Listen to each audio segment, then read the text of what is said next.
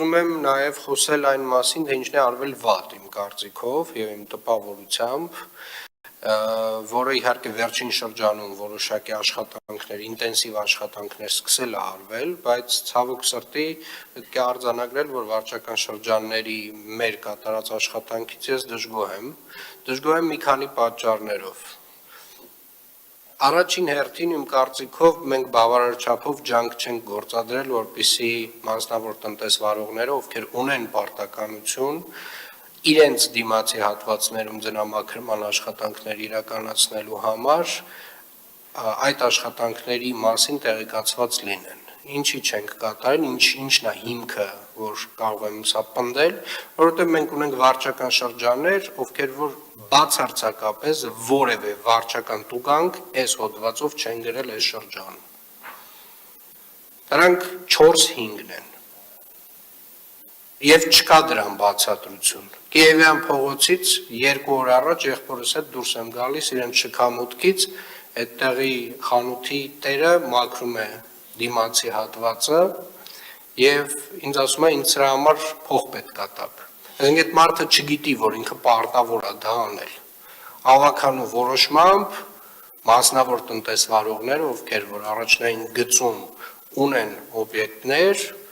հասարակական տարածքներ, բիզնես, իրենք պարտավոր են այս ձնամաքրման աշխատանքներին մասնակցել։ Պարտավոր են նաև համատիրությունները։ Սա մեկ։ Եվ այն վարչական շրջանները, ովքեր որ չգիտեմ ինչ պատճառով եւ ինչ բացատրությամբ եւ ինչ հիմնավորմամբ այս վարչական տուգանքները չեն գրել, իրականում պետքա բացատրեն եւ հիմնավորեն, որովհետեւ ինձ մոտ մեծ հարց է առաջանում։ Երկրորդը, հունվարի 1-ից 3-ը,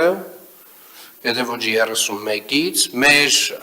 վարչական շրջաններին հատուկ մի 2 տարի առաջ քննարկեցինք, հատուկ աշխատակիցներ առանձնացրեցինք, որպեսզի վարչական շրջանները ունենան գործիք աղբահանության մաքրման հետ կապված աշխատանքները պատշաճ իրականացնելու եւ նմանատիպ դեպքերում մայթեր, բակեր եւ մնացյալ այլ տեղերում, երբ որ ձյուն է գալիս, ունենան այդ ներուժը որոշ չափով աշխատացնեն այդ մարդկանց, որպեսզի ծայրահեղ խնդիր չունենան։ Ես 1-ից 3 քեզ մարդիկ տուն են եղել։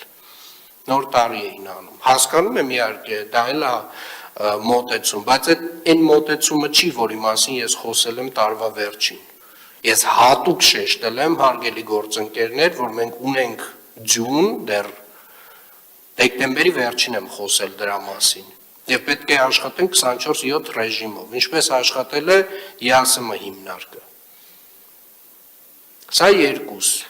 եւ 3, հարգելի գործընկերներ,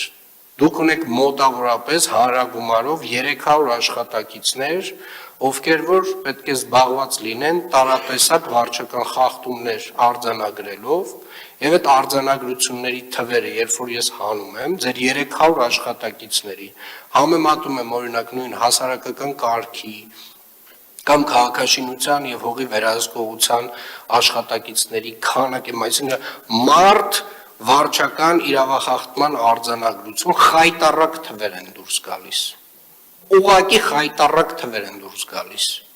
Եվ ես հասկանում եմ, որ այդտեղ ունենք լուրջ փոփոխությունների կարիք, որը շուտով կքննարկենք անպայմանորեն։ Այսինքն մոտավորապես, չգիտեմ ինչ ասեմ, տենց անհամադրելի քանակ է, էլի։ Այսինքն մեկ հասարակական կարգի պահպանության աշխատակիցը